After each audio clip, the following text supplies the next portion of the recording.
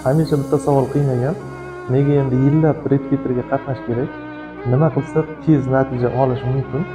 Aytaylik, biologiya fanidan sertifikat olish uchun qancha muddat eng qisqa deb o'ylaysiz? Buni albatta iloji bor.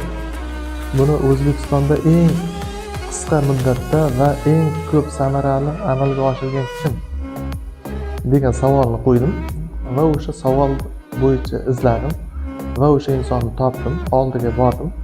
Undan eng kerakli natijalarni qanday erishganligi haqida so'radim va buni hozir amalda qo'llab kelyapmiz.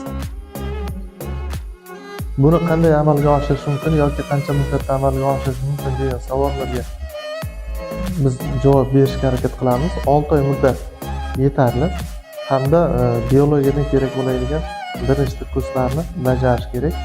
Bizni kuzatishda davom eting, buni amalda birgalikda ko'ramiz.